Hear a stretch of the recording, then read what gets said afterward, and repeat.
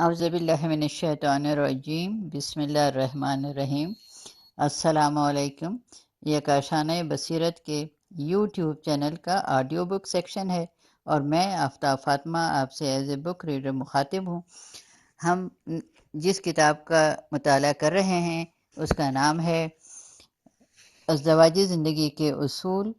یا خاندان کا اخلاق، اور اس کے ہم نے صفحہ نمبر 15 تک اس کا مطالعہ کر لیا تھا، اور آج ہم صفحہ نمبر 17 سے اس کا آغاز کریں گے۔ اس میں صفحہ نمبر 17 پر صفحہ نمبر 16 تو بالکل خالی ہے، اور صفحہ نمبر 17 پہ صرف یہ اس کا پہلا حصہ خواتین کے فرائض کا موضوع عنوان جو ہے وہ لکھا ہوا ہے، اور صفحہ نمبر 18 پہ ہم اس پہ آ گئے ہیں، اور یہاں پر ہے اس کا موضوع شادی کا مقصد۔ تو شادی انسان کی ایک فطری ضرورت ہے اور اس کے بہت سے فائدے ہیں، جن میں سے اہم یہ ہیں۔ نمبر 1، بے مقصد گھومنے اور عدم تحفظ کے احساس سے نجات اور خاندان کی تشکیل۔ غیر شادی شدہ لڑکا اور لڑکی اس کبوتر کے مانند ہوتے ہیں جس کا کوئی آشیانہ نہیں ہوتا، اور شادی کے ذریعے وہ ایک گھر، ٹھکانہ اور پناہ گاہ حاصل کر لیتے ہیں، زندگی کا ساتھی، مونس و غمخوار، محرم راز، محافظ اور مددگار پا لیتے ہیں۔ نمبر 2، جنسی خواہشات کی تسکین۔ جنسی خواہش انسان کے وجود کی ایک بہت اہم اور زبردست خواہش ہوتی ہے، اسی لیے ایک ساتھی کے وجود کی ضرورت ہوتی ہے کہ سکون اور اطمینان کے ساتھ ضرورت کے وقت اس کے وجود سے فائدہ اٹھائے اور لذت حاصل کرے۔ جنسی خواہشات کے صحیح طریقے سے تکمیل ہونی چاہیے، کیونکہ یہ ایک فطری ضرورت ہے، ورنہ ممکن ہے کہ اس کے سماجی، جسمانی اور نفسیاتی طور پر برے نتائج نکلیں۔ جو لوگ شادی سے بھاگتے ہیں عموماً ایسے لوگ نفسیاتی اور جسمانی بیماریوں میں مبتلا ہوتے ہیں۔ نمبر 3، تولید و افزائش نسل۔ شادی کے ذریعے انسان اولاد پیدا کرتا ہے، بچے کا وجود شادی کا ثمرہ ہوتا ہے اور خاندان کی بنیاد کو مستحکم کرنے، نیز میاں بیوی کے تعلقات کو خوشگوار اور پائیدار بنانے کا سبب بنتا ہے۔ یہی وجہ ہے کہ قرآن اور احادیث میں شادی کے مسئلے پر بہت زیادہ تاکید کی گئی ہے۔ مثال کے طور پر خداوند عالم قرآن مجید میں فرماتا ہے کہ خدا کی نشانیوں میں سے ایک نشانی یہ بھی ہے کہ اس نے تمہارے لیے شریک زندگی بنائی تاکہ تم ان سے انس پیدا کرو۔ یہ ہم صفحہ نمبر 19 پر پہنچے ہیں۔ اگلا پیراگراف ہے کہ رسول خدا صلی اللہ علیہ وآلہ وسلم فرماتے ہیں، اسلام میں زناشوئی بریکٹ میں لکھے شادی سے بہتر کوئی بنیاد نہیں ڈالی گئی ہے۔ اگلا پیراگراف، امیر المومنین حضرت علی علیہ السلام فرماتے ہیں، شادی کرو کہ یہ رسول خدا کی سنت ہے۔ اگلا پیراگراف، پیغمبر اکرم صلی اللہ علیہ وآلہ وسلم کا ارشاد ہے، جو شخص چاہتا ہے کہ میری سنت کی پیروی کرے اسے چاہیے کہ شادی کر لے، شادی کے وسیلے سے اولاد پیدا کرے، اور بریکٹ میں ہے لکھا کہ اور مسلمانوں کی تعداد میں اضافہ کرے تاکہ قیامت میں میری امت کی تعداد دوسری امتوں سے زیادہ ہو۔ اگلا پیراگراف، امام علی رضا علیہ السلام فرماتے ہیں، انسان کے لیے نیک اور شائستہ شریک زندگی سے بڑھ کر اور کوئی سود مند چیز نہیں۔ ایسی بیوی کہ جب اس کی طرف نگاہ کرے تو اسے خوشی اور شادمانی حاصل ہو، اس کی غیر موجودگی میں اپنے نفس اور اس کے مال کی حفاظت کرے۔ اگلا پیراگراف، مذکورہ باتیں شادی کے ذریعے حاصل کی جانے والی دنیاوی اور حیوانی فوائد اور منافع سے متعلق تھیں کہ ان میں سے بعض سے حیوانات بھی بہرہ مند ہوتے ہیں، البتہ اس قسم کے مفادات کو انسان کی ازدواجی زندگی کا، یہ بریکٹ میں ہے کہ اس اعتبار سے کہ وہ انسان ہے، اصل مقصد قرار نہیں دیا جا سکتا۔ انسان اس دنیا میں اس لیے نہیں آیا کہ وہ ایک مدت تک کھائے پیے، سوئے، عیش کرے، لذتیں اٹھائے اور پھر مر جائے اور نابود ہو جائے۔ اس کا مرتبہ ان تمام باتوں سے کہیں اعلیٰ اور ارفع ہے۔ انسان اس دنیا میں اس لیے آیا ہے تاکہ علم اور عمل اور اعلیٰ اخلاق کے ذریعے اپنے نفس کی تربیت کرے اور انسانیت کی راہ مستقیم اور کمال کے مدارج کو طے کر کے اس طرح اپنے پروردگار عالم کا قرب حاصل کر سکے۔ اگلا پیراگراف، انسان ایک ایسی اعلیٰ اور برتر مخلوق ہے جو تہذیب و تزکیہ نفس کے ذریعے برائیوں سے اجتناب کر کے اپنے فضائل اور بلند اخلاق نیز نیک کام انجام دے کر ایسے عرفہ مقام پر پہنچ سکتا ہے جہاں فرشتوں کی بھی رسائی ممکن نہیں۔ یہ ہم پہنچ گئے صفحہ نمبر 20 پر۔ انسان ایک، اور یہ پیراگراف دوسرا شروع ہوا ہے، انسان ایک جاوداں مخلوق ہے اور اس دنیا میں اس کے آنے کا مقصد یہ ہے کہ پیغمبروں کی ہدایت اور رہنمائی کے ذریعے دین کے اصول اور قوانین کے مطابق عمل کر کے اپنے لیے دین اور دنیا کی سعادت فراہم کرے، اور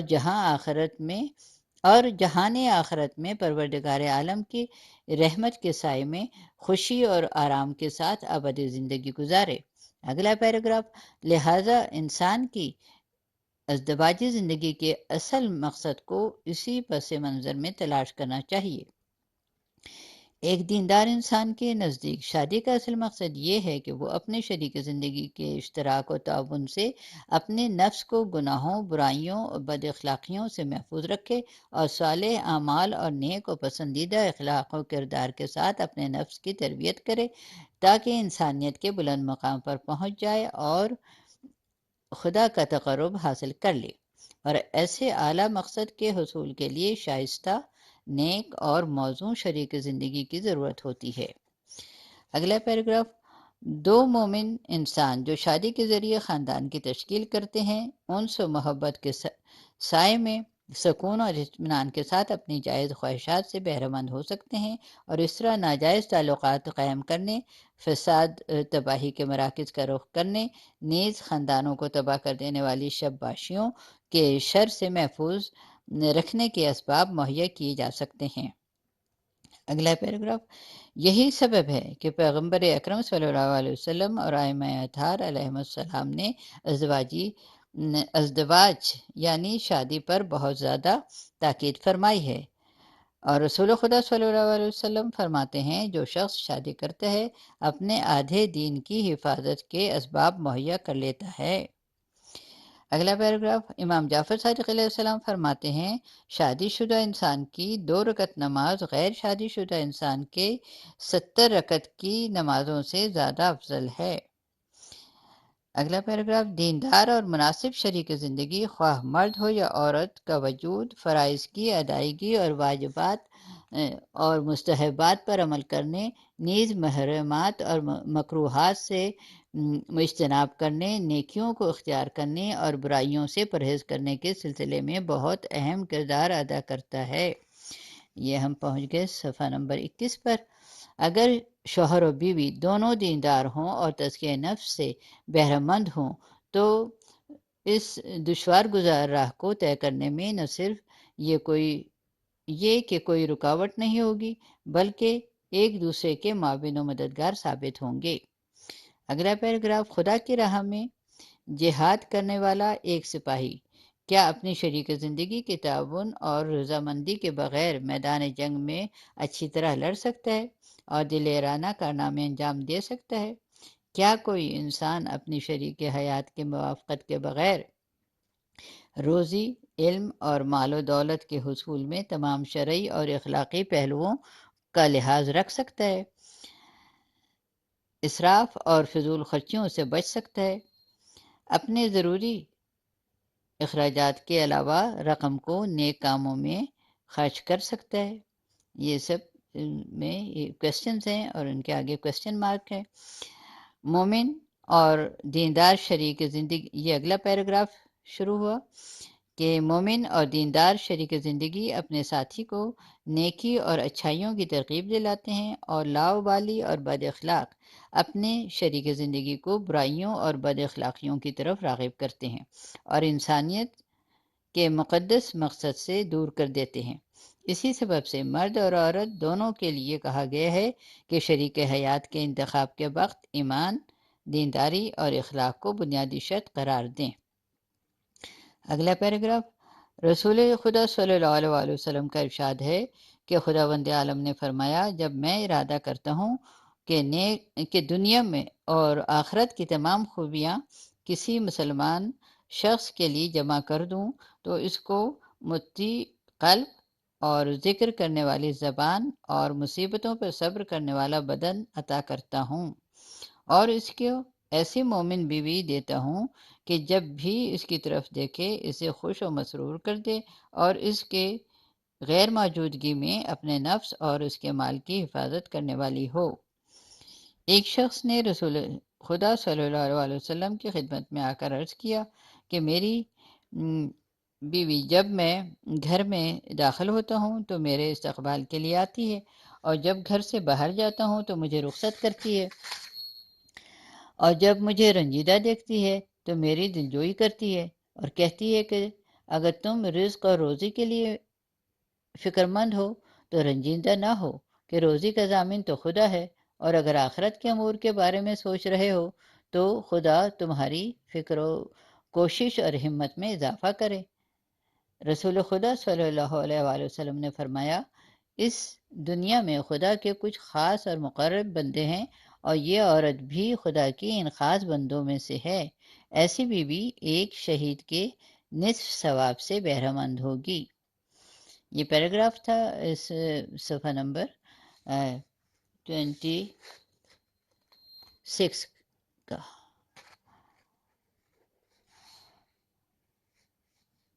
امیر المومنین حضرت علی علیہ السلام کے پیش نظر بھی یہی اعلیٰ مقصد تھا۔ حضرت زہرا علیہ السلام کے بارے میں فرمایا کہ وہ اطاعت خدا کی راہ میں بہترین معاون و مددگار ہیں۔ اگلا پیراگراف تاریخ میں ہے کہ رسول خدا حضرت علی علیہ السلام اور جناب زہرا سلام اللہ علیہ کی شادی کے بعد مبارکباد دینے اور احوال پرسی کی غرض سے ان کے گھر تشریف لے گئے، اور حضرت علی سے پوچھا کہ اپنے شریک زندگی کو تم نے کیسا پایا؟ کہا، خدا کی اطاعت کے لیے زہرا کو میں نے بہترین مددگار پایا۔ اگلی لائن ہے کہ اس کے بعد جناب فاطمہ زہرا سلام اللہ علیہ سے پوچھا کہ تم نے اپنے شوہر کو کیسا پایا؟ آپ نے کہا، بہترین شوہر۔ اور اگلی اور آخری لائن اس موضوع کی کہ امیر المومنین علیہ السلام نے اس مختصر سے جملے کے ذریعے اسلام کی شائستہ اور مثالی خاتون کا تعارف بھی کرایا اور ازدواجی زندگی کے بنیادی اور اہم مقصد کو بھی بیان فرما دیا۔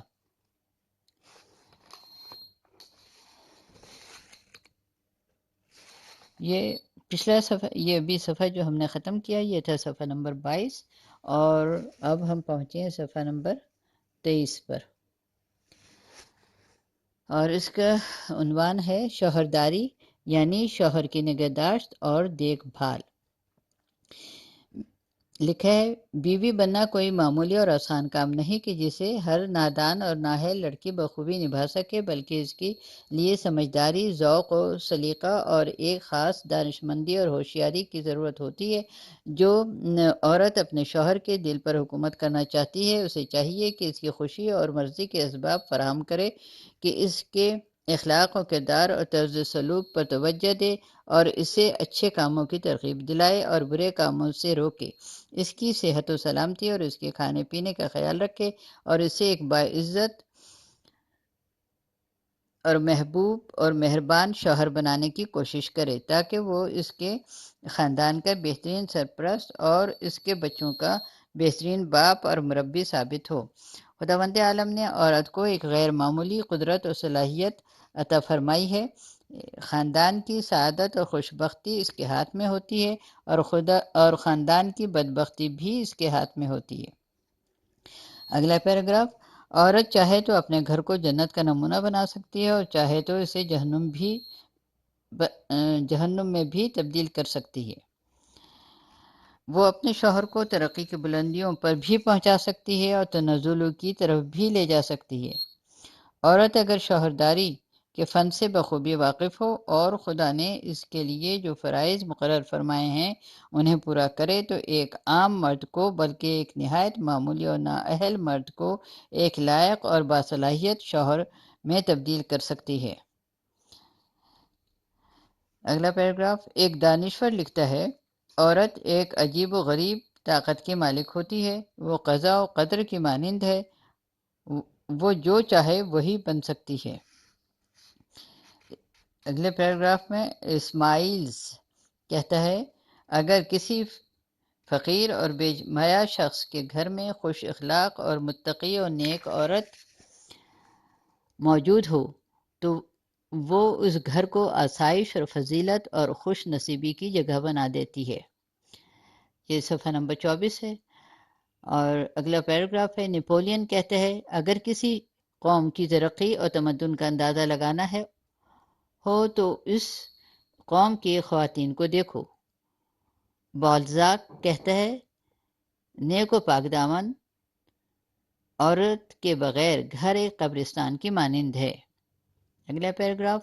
اسلام میں بیوی کے فرائض کو اس قدر اہمیت دی گئی ہے کہ اس کو خدا کی راہ میں جہاد سے تعبیر کیا گیا ہے۔ حضرت علی فرماتے ہیں کہ عورت کا جہاد یہی ہے کہ وہ بحیثیت بیوی کے اپنے فرائض کو بخوبی انجام دے۔ اس بات کو مد نظر رکھتے ہوئے کہ اسلام کی عظمت و ترقی کے لیے اسلامی ممالک کے دفاع کرنے اور سماج میں عدل و انصاف قائم کرنے کے لیے خدا کی راہ میں جہاد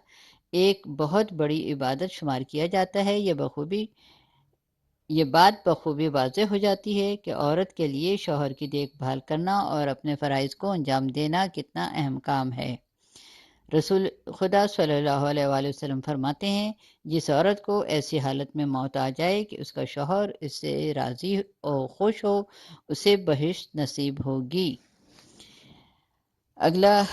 پیراگراف ہے، حضرت رسول خدا صلی اللہ علیہ وسلم کا یہ بھی ارشاد ہے کہ عورت خدا کے حق کو ادا نہیں کر سکتی جبکہ وہ بحیثیت شریک زندگی اپنے فرائض کو بخوبی ادا نہ کرے۔ اب یہ اگلا موضوع ہے، اس کا سب موضوع لیا جائے، اسے ذیلی موضوع کہیں ہم، کہ محبت کا اظہار کیجیے۔ ہر انسان محبت اور دوستی کا بھوکا ہوتا ہے، اس کی خواہش ہوتی ہے کہ دوسرے اس سے محبت کریں۔ انسان کا دل محبت کی طاقت سے زندہ رہتا ہے۔ اگر کسی کو یہ معلوم ہو جائے کہ اس سے کوئی محبوب نہیں رکھتا تو ایسا انسان خود کو تنہا اور بے کس محسوس کرتا ہے اور ہمیشہ غمگین اور پشمردہ رہتا ہے۔ نیکسٹ پیراگراف، خاتون محترم، آپ کے شوہر کا دل بھی اس خواہش کے احساس سے خالی نہیں ہے، وہ بھی عشق و محبت کا بھوکا ہے۔ اور یہ ہم نیکسٹ پیج 25 پر آ گئے۔ پہلے وہ اپنے ماں باپ کی محبت سے بہرور تھا، لیکن جب سے اس نے آپ سے رشتہ و پیمان اور وفا باندھا ہے، اس وقت سے اپنے آپ کو آپ کے اختیار میں دے دیا ہے۔ اب وہ آپ سے توقع رکھتا ہے کہ اس مہر و محبت کی تلافی کریں اور اسے دل کی گہرائیوں سے چاہیں۔ اس نے تمام تعلقات کو منقطع کر کے آپ سے رشتہ محبت اور دوستی استوار کیا ہے اور چاہتا ہے کہ آپ اپنا بھرپور پیار و محبت اس پر نچھاور کریں۔ وہ شب و روز آپ کے آرام و آسائش کے لیے زحمت اٹھاتا ہے اور اپنی محنت اور مشقت کے محاصل کو اخلاص کے ساتھ آپ کے اوپر نچھاور کر دیتا ہے۔ آپ ہی اس کی شریک زندگی، دائمی مونس اور حقیقی غمخوار ہیں، حتیٰ کہ آپ کے ماں باپ سے بھی زیادہ اس کو آپ کی خوشی اور سعادت کا خیال رہتا ہے۔ اس کی قدر پہچانیے اور صمیم قلب سے اس سے محبت کیجیے۔ اگر آپ اس کو عزیز رکھیں گی تو وہ بھی آپ پر اپنی محبت نچھاور کرے گا، کیونکہ محبت دو طرفہ ہوتی ہے اور دل کو دل سے راہ ہوتی ہے۔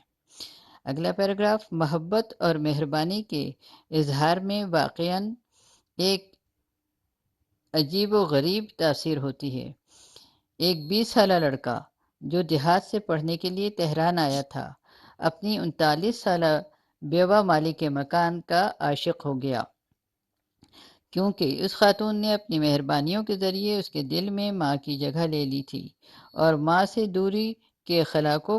پر کر دیا تھا۔ اگر محبت دو طرفہ ہو تو ازدواجی زندگی کی بنیادیں مضبوط ہو جاتی ہیں جدائی کا خطرہ باقی نہیں رہتا۔ اگلا پیراگراف، اس غرور میں نہ رہیے کہ میرے شوہر نے مجھ پر محبت کی نگاہ کی ہے اور اس کا عشق ہمیشہ قائم رہے گا، کیونکہ ایسا عشق جو ایک نگاہ سے پیدا ہوتا ہے دوامی اور پائیدار نہیں ہوتا۔ اگر آپ چاہتی ہیں کہ اس کا عشق ہمیشہ قائم رہے تو دائمی مہر و محبت کے رشتے کی حفاظت کیجیے۔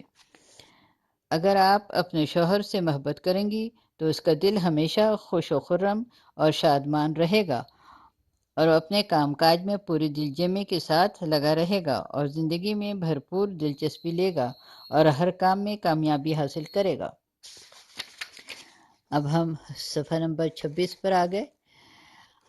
اور اگلا پیراگراف ہے، اگر اسے یہ معلوم ہو کہ اسے اپنی شریک زندگی کی بھرپور محبت حاصل ہے تو وہ اپنے خاندان کی فلاح و بہبودی اور خوشی کے لیے اپنی فداکاری کی حد تک کوشش کرنے کے لیے تیار رہے گا۔ جس مرد کو محبت کی کمی محسوس نہیں ہوتی وہ بہت کم دماغی امراض اور اعصابی کمزوریوں کا شکار ہوتے ہیں۔ نیکسٹ پیراگراف، خاتون عزیز، اگر آپ کے شوہر کو یہ معلوم ہو کہ آپ اس سے محبت نہیں کرتی تو وہ آپ سے سرد مہری سے کام لے گا، زندگی اور اپنے کام کاج سے اس کی دلچسپی کم ہو جائے گی، پریشانیوں اور دماغی امراض میں مبتلا ہو جائے گا، زندگی اور خاندان سے فرار اختیار کرے گا اور زندگی کے میدان میں سرگرداں اور پریشان رہے گا، ممکن ہے مجبور ہو کر شراب خانوں، قمار خانوں اور تباہی و بربادی کے مراکز میں پناہ تلاش کرے۔ اگلا پیراگراف، اپنے دل میں سوچے گا کہ میں ایسے لوگوں کے لیے کیوں تکلیف اٹھاؤں جو مجھے دوست نہیں رکھتے، بہتر ہے عیاشی اور آزادی کی زندگی گزاروں اور اپنے لیے حقیقی دوست پیدا کروں۔ اگلا پیراگراف، خواہر محترم، اپنے شوہر کی گردن میں رشتہ محبت ڈال دیجیے اور اس کے ذریعے اس کی توجہ کو اپنے گھر اور خاندان کی طرف مرکوز اور مبذول کرائیے۔ ممکن ہے آپ دل سے اپنے شوہر کو بہت چاہتی ہوں مگر اظہار نہ کرتی ہوں، لیکن صرف اتنا ہی کافی نہیں ہے بلکہ اس کا اظہار بھی ضروری ہے، اور اپنی رفتار اور گفتار اور حرکات کے ذریعے اپنے عشق اور محبت کو نمایاں کیجیے۔ اس میں کیا حرج ہے اگر کبھی کبھی آپ اپنے شوہر سے کہیں کہ میں واقعی آپ کو بہت چاہتی ہوں۔ اگر وہ سفر سے واپس آیا ہے تو نیا لباس یا پھولوں کا ایک گلدستہ اس کی نظر کریں اور کہیں اچھا ہوا آپ آ گئے، مجھے آپ کی جدائی گوارا نہیں، اور جب وہ باہر گیا ہو تو اسے خط لکھیں اور اس کے فراق و جدائی میں اپنے غم کا اظہار کریں، اور شوہر جہاں کام کرتا ہو وہاں اگر ٹیلی فون ہو اور گھر میں بھی ٹیلی فون ہو تو کبھی کبھی فون کر کے اس کی خیریت پوچھ لیجئے، اور بریکٹ میں لکھا ہے کہ لیکن زیادہ نہیں، اگر خلاف معمول دیر سے گھر پہنچے تو اپنی پریشانی کا اظہار کیجیے۔ اب ہم پہنچے صفحہ نمبر 27 پر اور نیا پیراگراف، اس کی غیر موجودگی میں اپنے دوستوں اور عزیزوں میں اس کی تعریف کیجیے، کہیے واقعی میں نے کیا شوہر پایا ہے، میں اس سے محبت کرتی ہوں، اگر کوئی اس کی برائی کرنا چاہے تو اس کا دفع کیجیے، اور آپ جتنا زیادہ اپنے عشق و محبت کا اظہار کریں گی وہ اتنی ہی زیادہ آپ سے محبت کرے گا، اور اس طرح آپ کے ازدواجی زندگی کے رسی اتنی ہی مضبوط ہوتی جائے گی اور آپ کا گھرانہ ایک خوش و خرم اور خوش نصیب گھرانہ ہوگا۔ اگلا پیراگراف، شیکسپیئر کہتا ہے، عورت کی جس چیز نے میرے دل کو مسخر کیا وہ اس کی مہربانی ہے، نہ کہ اس کے چہرے کی خوبصورتی، میں اس عورت کو پسند کرتا ہوں جو زیادہ مہربان ہو۔ اگلا پیراگراف، خداوند بزرگ و برتر میاں بیوی کے درمیان پائے جانے والی محبت اور انسیت کو اپنی قدرت کی نشانیوں میں سے ایک نشانی قرار دیتے ہوئے قرآن مجید میں فرماتا ہے، یہ انورٹڈ کامز میں، خدا کی نشانیوں میں سے ایک نشانی یہ ہے کہ اس نے تمہارے لیے شریک زندگی بریکٹ میں ہمسر پیدا کیے تاکہ تم ان سے چین حاصل کرو اور تمہارے درمیان دوستی اور محبت پیدا کی۔ اگلا پیراگراف، حضرت امام علی رضا علیہ السلام فرماتے ہیں، بعض عورتیں اپنے شوہروں کے لیے بہترین نعمت ہیں، یعنی ایسی عورتیں جو اپنے شوہر سے محبت و عشق کا اظہار کریں۔ اگلا لائن میں کہ پیغمبر اکرم صلی اللہ علیہ وآلہ وسلم فرماتے ہیں، تم میں سے بہترین عورتیں وہ ہیں جو عشق و محبت کے جذبات سے معمول ہوں۔ اگلا لائن ہے، امام جعفر صادق علیہ السلام فرماتے ہیں کہ اگر کسی کو عزیز رکھتے ہو تو اس کو اس بات سے آگاہ کرو، یعنی اس کا اظہار کرو۔ پھر ان کا اگلا ذیلی موضوع ہے شوہر کا احترام۔ ہر انسان کو اپنی شخصیت سے پیار ہوتا ہے اور وہ اپنے آپ کو عزیز رکھتا ہے۔ اس کا دل چاہتا ہے کہ وہ دوسرے بھی اس کی شخصیت کا احترام کریں اور اس کی شخصیت کا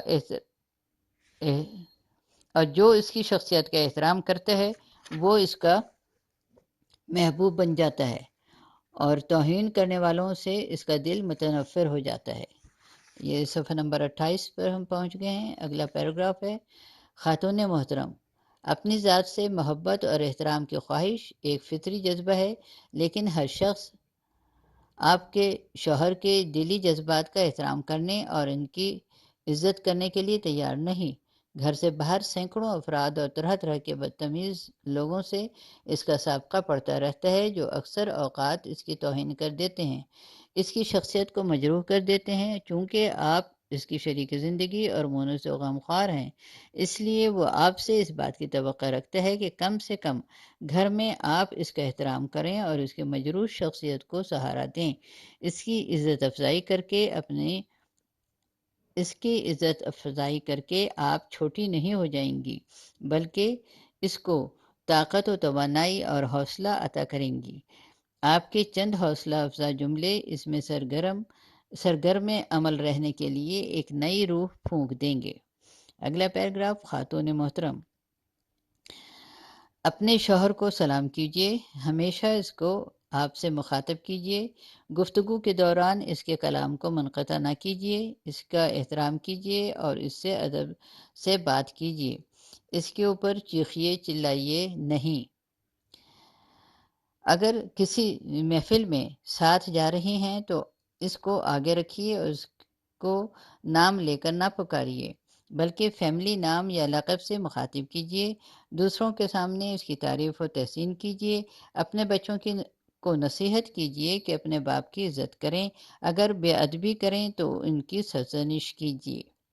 مہمانوں کے سامنے بھی اس کا احترام کیجیے اور انہیں کے برابر بلکہ ان سے زیادہ اس کی خاطر کیجیے۔ کہیں ایسا نہ ہو کہ مہمانوں کے بزم میں آپ اپنے شوہر کے وجود کو نظر انداز کر دیں اور آپ کے تمام تر توجہ مہمانوں پر مرکوز رہے۔ جب دروازہ کھٹکھٹائے تو کوشش کیجیے کہ آپ خود دروازہ کھولیں اور کشادہ پیشانی اور مسکراہٹ کے ساتھ اس کا استقبال کیجیے۔ کیا آپ جانتی ہیں کہ آپ کا یہ چھوٹا سا فعل آپ کے شوہر کے دل پر کتنا اثر ڈالے گا؟ شاید گھر کے باہر اسے گوناگوں مشکلات کا سامنا کرنا پڑا ہو اور وہ شکستہ دل اور پریشان گھر آیا ہو۔ آپ کے مسکراتے لبوں سے استقبال کرنا اس کے تھکے ماندے جسم میں ایک تازہ روح پھونک دے گا اور اس کے دل کو سکون اور اطمینان عطا کر دے گا۔ ممکن ہے خواتین ان باتوں پر تعجب کریں اور کہیں کہ یہ کیسی عجیب و غریب تجویز ہے۔ بیوی شوہر کے خیر مقدم کے لیے جائے اور اسے خوش آمدید کہے، یہ کوئی غیر اور اجنبی تو ہے نہیں کہ اسے اس بات کی احتیاج ہو کہ اس کا خیر مقدم کیا جائے اور خوش آمدید کہا جائے۔ آداب کے لحاظ سے صرف احباب کے درمیان رکھنا یہ طرز فکر ہماری غلط تربیت کا نتیجہ ہے۔ یہ کون کہتا ہے کہ دوستوں اور عزیزوں کا ادب و احترام کرنا لازم نہیں ہے؟ کوئی مہمان آپ کے گھر آتا ہے، آپ اس کا خیر مقدم کرتی ہیں، اسے خوش آمدید کہتی ہیں، اس کا احترام کرتی ہیں، اس کی خاطر و مدارات کرتی ہیں، اس کے عمل کو آپ ایک عاقلانہ روش اس عمل کو آپ ایک عاقلانہ روش اور آداب زندگی شمار کرتی ہیں۔ یہ بالکل صحیح ہے، مہمان کا احترام کرنا چاہیے، لیکن ذرا انصاف سے کہیے کہ ایک شخص جو صبح سے شام تک آپ کے آرام و آسائش اور ضروریات زندگی مہیا کرنے کی فکر میں لگا ہوا ہے اور اس کے لیے سینکڑوں طرح کی پریشانیوں اور دشواریوں کا سامنا کرتا ہے، اور جب خلوص کے خوان میں اپنی محنت کی کمائی سجا کر گھر کے دروازے پر دستک دیتا ہے، تو کیا وہ اس قابل بھی نہیں کہ اس کی خوشی کے لیے آپ گھر کے دروازے تک آنے کی زحمت گوارا کریں اور لبوں پر مسکراہٹ لا کر ایک خیر مقدمی جملے سے اس کا دل شاد کر دیں؟ یہ نہ کہیے کہ ہم آپس میں ایک دوسرے سے مانوس ہیں، اس لیے وہ احترام کی توقع نہیں رکھتا، بلکہ دوسروں سے زیادہ وہ آپ سے احترام کا خواہاں ہے۔ اگر آپ اس کا احترام نہیں کرتی اور وہ خاموش رہتا ہے، تو یہ اس بات کی دلیل نہیں کہ وہ آپ سے احترام کی توقع نہیں رکھتا، بلکہ آپ کا لحاظ کر کے اپنی دلی خواہش کو دبا دیتا ہے۔ اگلا پیراگراف ہے، خاتون عزیز، اگر آپ اپنے شوہر کی عزت کریں گی تو وہ بھی آپ کے احترام کرے گا اور آپ کے درمیان رشتہ الفت و محبت استوار تر اور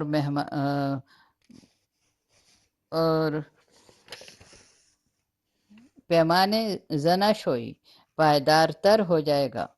گھر، زندگی اور کام میں اس کی دلچسپی بڑھ جائے گی اور یقیناً یہ چیز آپ کے مفاد میں ہوگی۔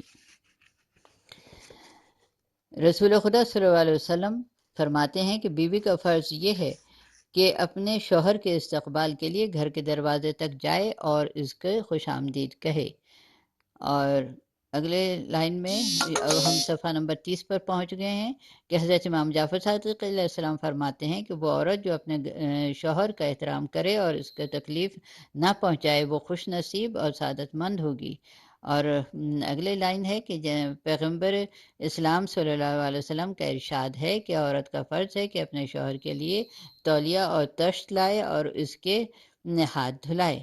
اگلا پیراگراف، اس بات کا خیال رکھیے کہ آپ اپنے شوہر کی توہین اور بے عزتی نہ کریں، اسے برا بھلا نہ کہیں، گالی نہ دیں، اس کی طرف سے بے اعتنائی نہ برتیں، اس پہ چیخیں چلائیں نہیں، دوسروں کے سامنے اس کی بے عزتی نہ کریں، اس کو برے ناموں سے نہ پکاریں۔ اگر آپ اس کی توہین کریں گی تو وہ بھی آپ کی توہین کرے گا، وہ رنجیدہ ہو جائے گا اور آپ کی طرف سے اس کے دل میں کینہ بیٹھ جائے گا، آپ کے درمیان انس و محبت کا خاتمہ ہو جائے گا اور آپ کی زندگی میں ہمیشہ کشمکش باقی رہے گی۔ اگر ساتھ زندگی گزاریے گا تو یقیناً آپ کے زندگی خوشگوار نہیں ہوگی اور ذہنی تناؤ، کینہ اور نفسیاتی الجھنیں ممکن ہے آپ کے لیے خطرہ پیدا کر دیں اور ظلم و ستم کا باعث بنیں۔ مندرجہ ذیل واقعات سے عبرت حاصل کیجیے۔ یہ کچھ واقعات بیان کر رہے ہیں۔ اگلا پیراگراف ہے کہ ایک 22 سالہ مرد نے اپنی 19 سالہ بیوی کو اس وجہ سے کہ اس نے اس کو اندھے گدھے کہہ کر پکارا تھا، چاقو کے 15 ضربوں سے قتل کر دیا۔ اس نے عدالت میں کہا کہ 1 سال پہلے میں نے اس سے شادی کی تھی، شروع میں وہ مجھے بہت چاہتی تھی، لیکن جلد ہی اس میں تبدیلی رونما ہو گئی اور حالات ناسازگار ہوتے گئے اور وہ ذرا ذرا سی بات پر مجھ کو گالی دیتی، حتیٰ کہ چونکہ میری ایک آنکھ ذرا سی ٹیڑھی ہے اس لیے مجھے اندھے گدھے کہہ کر مخاطب کرتی، اور حادثے کے دن بھی اس نے اپنے شوہر کو انہی الفاظ سے پکارا تھا اور وہ اس قدر غضبناک ہو گیا کہ اپنی بیوی کو جان کے درپے ہو گیا اور چاقو کے 15 ضربوں سے اس کو ہلاک کر دیا۔ یہ ہم پہنچ گئے صفحہ نمبر 31 پر اور اس کا اگلا پیراگراف ہے، ایک 71 سالہ مرد جس نے اپنی بیوی کو ہلاک کر دیا تھا، قتل کی وجہ یوں بیان کرتے ہیں کہ اچانک اس کی سلوک میں فرق آ گیا تھا اور وہ میری طرف سے بے پرواہ ہو گئی تھی۔ ایک بار مجھ کو ناقابل برداشت بوڑھے کہہ کر بھی پکارا اور اس بات سے پتہ چل گیا کہ وہ مجھ سے محبت نہیں کرتی اور میں بدگمانی میں مبتلا ہو گیا اور کلہاڑی کی 2 ضربوں سے اس کا کام تمام کر دیا۔ یہاں پر یہ موضوع ختم ہو گیا اور ہم یہیں تک کہ یہ کافی ہماری ہو گئی ہے آڈیو مکمل ٹائم اس کا پورا، تو اس کو ختم کرتے ہیں اور انشاءاللہ اگلے آڈیو میں اس سے آگے اس کا آغاز کریں گے۔ اللہ حافظ۔